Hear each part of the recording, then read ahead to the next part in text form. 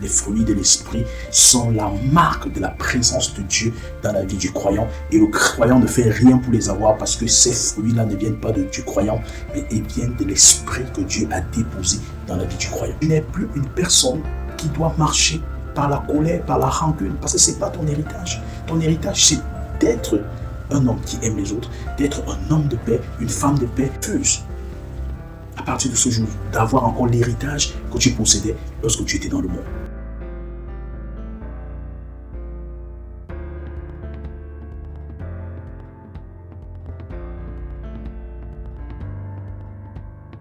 Aimé dans le Seigneur, je te salue dans le glorieux nom de notre Seigneur Jésus-Christ. Merci de faire confiance à notre chaîne pour ton édification personnelle.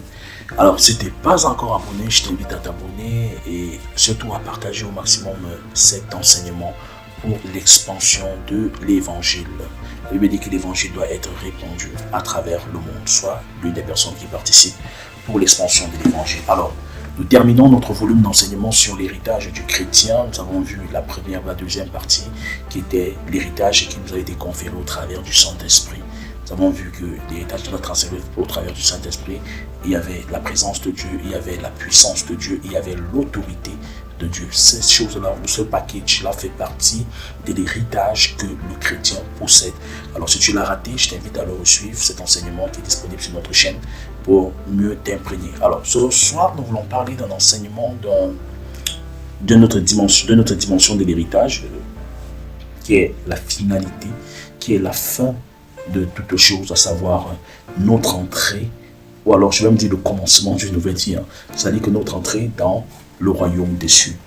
La Bible nous dit que dans le livre de Matthieu, chapitre 24, au verset 13, mais celui qui persévérera jusqu'à la fin sera sauvé. Celui qui persévérera jusqu'à la fin, qui a persévéré jusqu'à la fin, sera sauvé. Bien-aimé dans le Seigneur, tu peux manifester le premier héritage que nous avons évoqué dans le premier enseignement. Tu peux manifester le deuxième héritage qui nous a été conféré par le Saint-Esprit, que nous avons vu dans l'autre enseignement. Ça ne garantit pas ton héritage à la fin des temps. Il faut le dire parce que le Seigneur a dit, ce n'est pas seulement ceux qui diront Seigneur, Seigneur qui rentreront dans le royaume des cieux. Ça, c'est le premier avertissement que Christ nous a donné. La deuxième des choses, Christ a dit que à la fin de tout, certains vont lui dire, Seigneur, nous avons chassé les démons en ton nom, nous avons manifesté ton autorité sur la terre, il va leur dire, je ne vous connais pas. Voyez? Donc, le plus important, c'est de persévérer. Nous devons persévérer de manière significative dans l'héritage que Dieu nous a donné, afin que nous puissions rentrer. Parce que si nous ne persévérons pas dans l'héritage que Dieu nous a donné, si nous ne travaillons pas dans l'héritage que Dieu nous a confié, alors nous allons rater la dernière manne que nous devons aller cueillir au pleur du Père. Il est celui qui ne persévère pas jusqu'à la fin ne peut pas voir la récompense qui est la vie éternelle. Je sais que beaucoup de gens vont te dire, oh, nous avons dit à la vie éternelle, nous avons confessé Christ comme Seigneur et Sauveur, mais Dieu ne se répand pas de ses dons. Si nous avons dit cela, ça veut dire bien aimé, c'est Jésus-Christ lui-même qui parle. Que c'est celui qui persévère jusqu'à la fin des temps. N'écoute pas ces choses qu'on raconte partout. Travaille pour ton salut avec traîne et tremblement, comme l'apôtre Paul le dit lui-même. Il dit que c'est ça que je m'applique à faire ces choses de peur d'être rejeté moi-même après avoir prêché aux autres. L'héritage de la vie éternelle est là. C'est à nous d'aller prendre cet héritage. Mais nous allons prendre cet héritage comment? Nous allons prendre cet héritage lorsque nous allons persévérer dans les choses que Dieu nous a données, dans les choses que Dieu nous a recommandées. Le Seigneur nous a donné le Saint-Esprit pour que nous fonctionnions avec le Saint-Esprit. Il nous a donné les dons spirituels pour que nous fonctionnions avec. Il nous a donné les fruits du Saint-Esprit pour que nous fonctionnions avec. Il nous a donné son autorité pour que nous puissions fonctionner avec. Il nous a restauré des biens que nous avons perdus pour marcher avec lui. Mais nous devons continuer donc à persévérer jusqu'à la fin pour que nous puissions attraper ce grand héritage-là. Sinon, nous serons là où il y aura les dressements de temps et les grandes ténèbres des hauts. Donc, voilà le dernier héritage que nous aurons. La vie éternelle. La vie éternelle, elle est certaine. La vie éternelle, elle est véritable. Pour ceux qui auront combattu le bon combat. Pour ceux qui ne se seront pas relâchés. Pour ceux qui ne se diront pas, non, je suis fatigué, je préfère retourner dans le monde.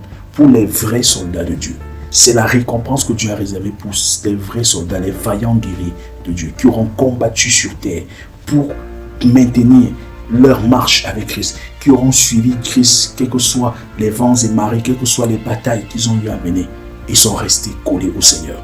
Et la grande récompense qui sera un héritage éternel, parce que la vie éternelle qu'on parle, c'est un héritage, parce que nous allons recevoir cette vie-là de la part de l'Éternel notre Dieu. Oh, que c'est beau d'entrer dans la félicité de Dieu. Jésus dit dans le livre de Jean 14, je suis m'en vais vous préparer une place. Cette place-là, c'est cette vie éternelle-là. J'aimerais que nous tous, nous ne cessions de regarder à cette promesse-là. Bien aimé, même quand tout va mal dans ta vie, même quand tu n'arrives pas à manger, même quand tu n'arrives même pas à solutionner tes problèmes, même quand tu n'arrives même pas, quand tu es dans la dépression et autres, n'oublie pas la merveilleuse promesse de Dieu, à savoir la vie éternelle qu'il nous a promis. La vie éternelle qu'il nous a promis.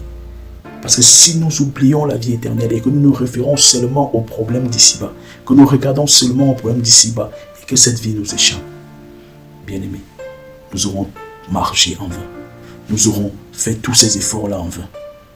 Et bonifions notre marche avec Dieu en croyant premièrement à la vie éternelle et en travaillant chaque jour pour ne pas manquer cette vie-là, pour que nous soyons dans la félicité de Dieu. Souvenons-nous de ce qu'il a dit, large est la porte qui va à la perdition, mais étroite est la porte qui mène vers le salut éternel.